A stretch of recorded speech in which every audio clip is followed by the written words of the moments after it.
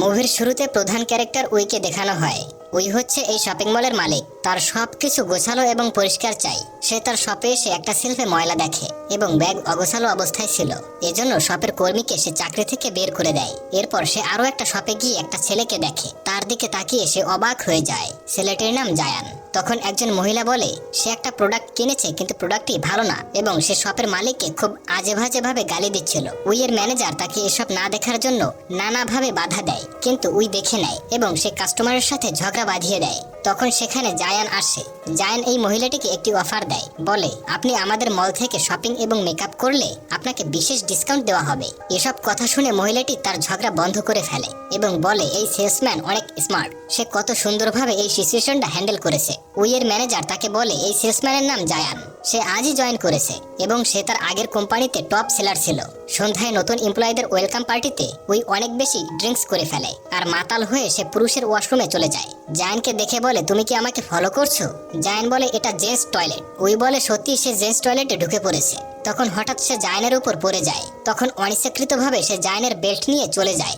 জায়ান তার পিছু পিছু আসে। উই জায়ানকে জিজ্ঞাসা করে সকালে কেন আমাকে সাহায্য করেছিলে? আমাকে পছন্দ করতে শুরু করেছো নাকি? জায়ান বলে আমি আপনাকে পছন্দ করি না, আমি শুধু সমস্যা সমাধানের চেষ্টা করেছি। নেশা কেটে যাওয়ার পর উইকে ওয়াশরুমে দেখানো হয়। সে মাতাল অবস্থায় জায়ানকে কি বলেছিল এটা ভেবে খুব অকওয়ার্ড ফিল করছিল।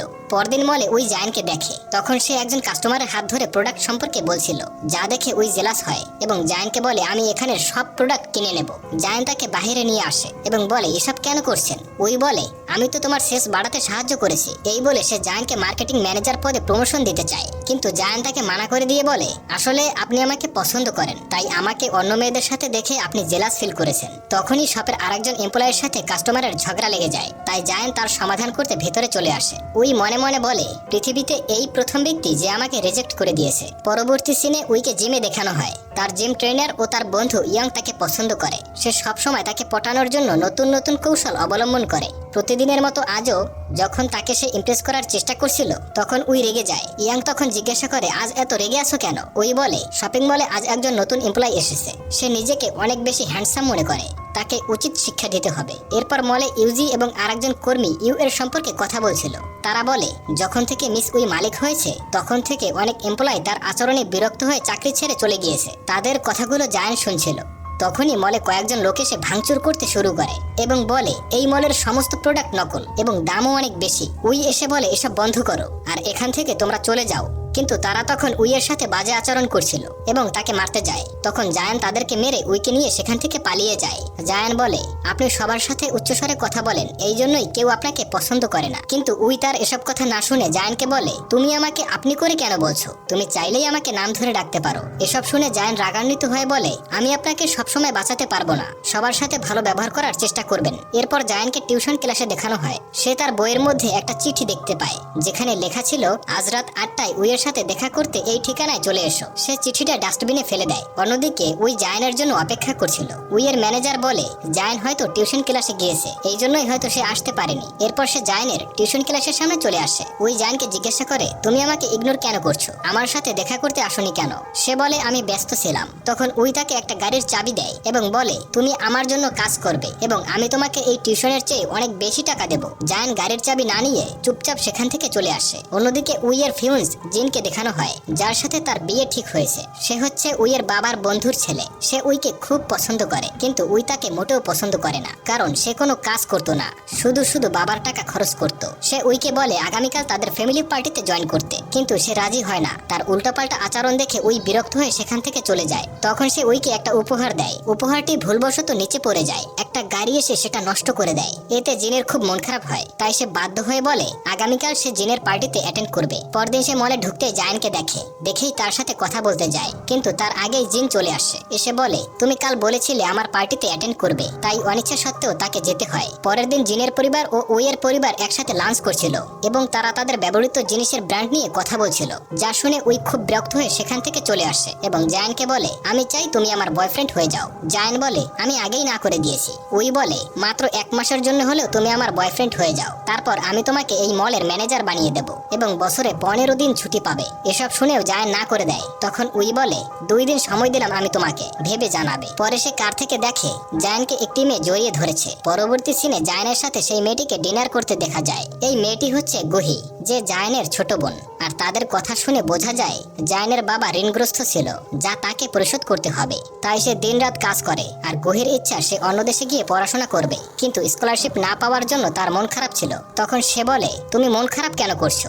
আমি তোমাকে অবশ্যই বাইরে পড়তে পাঠাবো। অপরদিকে জিমে ইয়ং এবং উইকে দেখানো হয়, যেখানে ইয়ং উইকে পটানোর চেষ্টা করছিল। তাই সে বলে, আমি জায়ানকে পছন্দ করি, তুমি প্লিজ আমার পথ থেকে সরে যাও। তখন ইয়ং বলে, তুমি যাকে পছন্দ করো তার সম্পর্কে কি জানো? হয়তোবা তার গার্লফ্রেন্ড রয়েছে। এটা শুনে উইয়ের গত রাতের কথা মনে পড়ে যায়। তাই সে ইয়াংকে বলে, কিভাবে তার সম্পর্কে জানবো? ইয়াং বলে, ফ্যামিলি পিকনিকের অর্গানাইজ করো। সেখানে যদি তার পরিবারের সাথে তোমাকে পরিচয় করিয়ে দেয়, তাহলে বুঝতে পারবে সেও তোমাকে পছন্দ করে। পরদিন উইয়ের ফ্রেন্ডদের সাথে ফ্যামিলি পিকনিক দেখানো হয়, যেখানে জায়ানের সাথে কেউ আসেনি। উই জায়ানকে জিজ্ঞাসা করে, তোমার সাথে কেউ আসেনি কেন? তুমি কি কাউকে পছন্দ করো?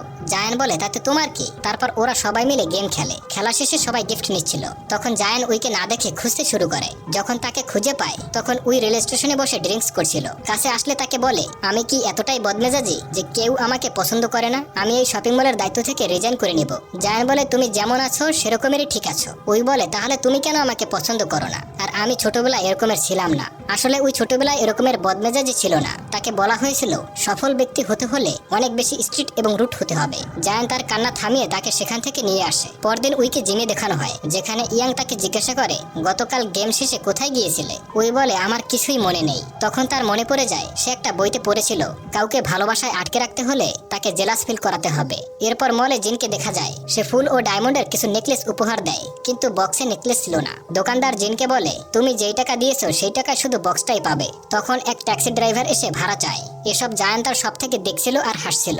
আসলে উই জায়ানকে জেলাস ফিল করাতে চেয়েছিল, কিন্তু জিনের আচরণে রেগে সেখান থেকে চলে আসে। তারপর সে জায়ানের শপে কসমেটিক্স কিনতে আসে। জায়ান তাকে বলে, তোমার এসব করার কোনো প্রয়োজন নেই। তখনই জিন সেখানে এসে বলে, আজ রাতে আমার সাথে ডিনার করবে? কিন্তু উই না করে দেয়। তবুও জিন বারবার রিকোয়েস্ট করে। উই জায়ানের হাত ধরে বলে, আমি আজ রাতে তার সাথে ডিনার করব, তাই তোমার সাথে যেতে পারবো না। জিন উইকে জোর করে নিয়ে যেতে চায়, কিন্তু জায়ান বাধা দেয়। তখন জিন বলে, তুমি কি আমাকে বাধা দেওয়ার? সে বলে, আমি তার বয়ফ্রেন্ড। এটা শুনে জিন তাকে চর মারে। তখন শপের বাইরে এবং ভেতরে অনেক মানুষ এগুলো রেকর্ড করছিল, তাই জিন সেখান থেকে চলে আসে। পরদিন উই জায়ানের টিউশন ক্লাসে আসে এবং এসে জানতে পারে জায়ান অসুস্থ, তাই সে তার বাসায় চলে আসে। উই জায়ানকে জিজ্ঞাসা করে, তুমি আমাকে কেন বলোনি যে তুমি অসুস্থ? এই অসুস্থ শরীরে তুমি কেন কাজ করছিলে? আর আজ থেকে সুস্থ না হওয়া পর্যন্ত তোমার ছুটি। তারপর সে ইউটিউব দেখে চিকেন স্যুপ রান্না করে এবং বলে, তুমি প্রথম ব্যক্তি যার জন্য আমি রান্না করছি। তখন জায়ান স্যুপটা মুখে দেয়। তার খাওয়া দেখে উই একটু টেস্ট করে আর বুঝতে পারে খাওয়াটা অনেক জঘন্য হয়েছে। তারপর উই যখন রুম থেকে বাইরে আসে, তখন গুহিকে দেখে অনেক রেগে যায়। বলে, তোমার বয়ফ্রেন্ডের প্রতি লক্ষ্য রেখো আর সুস্থ হলে তাকে কাজে আসতে বলবে। গুহি তার অ্যাটিটিউড দেখে বলে, নিশ্চয়ই আপনি মিস উই, সে আমার ভাই লাগে। এই কথা শুনে সে হতবাক হয়ে যায়। এরপর সে ইয়াংকে সবকিছু বলে কান্না করছিল। তখনই আবার তার সেই বইয়ের কথা মনে পড়ে যায়। পরদিন উই জায়ানের শপে আসে। তাকে দেখে জায়ান কাছে আসে। উই তার সাথে কথা না বলে বরং ইউসিকে বলে, তুমি রেডি হয়ে যাও, তোমাকে মলের প্রমোশনাল শুটের জন্য সিলেক্ট করা হয়েছে। তখন জায়ান তার সাথে কথা বলতে আসে। সেই সময় ইয়াং তার মাঝে চলে আসে। জায়ান বলে, আমি তার সাথে জরুরি কথা বলবো, তাই তুমি এখান থেকে সরে যাও। তারপর উই ইয়াং এর হাত জড়িয়ে ধরে। এই দেখে জায়ান অবাক হয়ে যায়। সন্ধ্যায় উই যখন বাড়ি যাচ্ছিল, তখন জায়ান তাকে বলে, তোমার সাথে জরুরি কিছু কথা আছে, এবং তাকে বাড়ি নিয়ে আসে। তার জন্য অনেক ভালো ভালো খাবার রান্না করে। জায়ান উইকে বলে, তুমি অন্য কারোর জন্য বদলে যেও না, তোমার এই অ্যাটিটিউড তোমার সাথেই স্যুট করে। আসলে আমি তোমাকে আগে পছন্দ করতাম না, কিন্তু এখন আমি মনে হয় তোমার প্রেমে পড়ে গিয়েছি। তুমি কি আমার গার্লফ্রেন্ড হবে? এসব শুনে উই ভাবে সে হয়তো স্বপ্ন দেখছে। পরবর্তী সিনে গুহি বাসায় আসে এবং একটা ওয়ালমেট দেখে সে খুশিতে নাচতে থাকে। সে টেবিলে 2টা প্লেট দেখে জায়ানকে জিজ্ঞাসা করে, নিশ্চয়ই বদমেজাজে উই এখানে এসেছিল, তাই না? জায়ান বলে, প্লিজ তুমি তাকে এসব বলো না, সে আমার গার্লফ্রেন্ড আর এই ওয়ালমেটটা সে তোমাকে গিফট করেছে। সে রেগে যায় আর বলে, আমি আর এখানে আসবো না, এখন থেকে আমি হোস্টেলে থাকবো। পরদিন তারা শুট করছিল। যখনই তারা স্পটটি ঘুরে দেখতেছিল, তখনই তাদের উপর মৌমাছি অ্যাটাক করে বসে। তারা সবাই পালাতে থাকে। জায়ান মুখে আঘাত পায় উই তাকে যত্ন সহকারে ব্যান্ডেজ করে দেয়। রাতে জায়ান উইয়ের রুমে যেতে চায়, কিন্তু দরজার সামনে এসে নক না করে চলে যাচ্ছিল। তখনই উই চিৎকার দিয়ে এসে দৌড়ে তার কোলে উঠে পড়ে এবং বলে, আমার রুমে ককরোচ রয়েছে। জায়ান তার রুমে গিয়ে ককরোচটিকে মেরে ফেলে। তখন উই জায়ানকে জিজ্ঞাসা করে, তুমি সবকিছু এত সহজে কিভাবে সমাধান করো? তোমার সাথে থাকলে আমার মনে হয় পৃথিবীতে কোনো সমস্যাই নেই। জায়ান বলে, আমি ছোটবেলা থেকে এরকমের ছিলাম না। মা মারা যাওয়ার পর বাবা আমাদেরকে ছেড়ে চলে যায়। সংসারের দায়িত্ব পালন করতে গিয়ে মানুষের সাথে কিভাবে ডিল করতে হয় তা শিখেছি। পরদিন সকালে ইউজি আসে এবং সে বলে সে অসুস্থতার জন্য এই শুটিং সে করতে পারবে না, কারণ সে জেনে গিয়েছে তাদের অ্যাফেয়ার চলছে। তাই তাদের মধ্যে বন্ডিংটা বাড়াতে উইকে বলে বাকি শুটিং যেন সে করে। উই রাজি হয়ে যায়। শুটিং এর সময় ফটোগ্রাফার তাদের ছবি একসাথে তুলছিল না। তখন উই ফটোগ্রাফারের চোখের দিকে তাকিয়ে বুঝতে পারে এ হচ্ছে জিন। জিনকে বলে, তুমি কেন আমার পিছু পিছু লেগে আছো? জিন বলে, আমি তোমার ফিয়ান্স, তুমি আমার সাথে এভাবে কথা বলতে পারো না।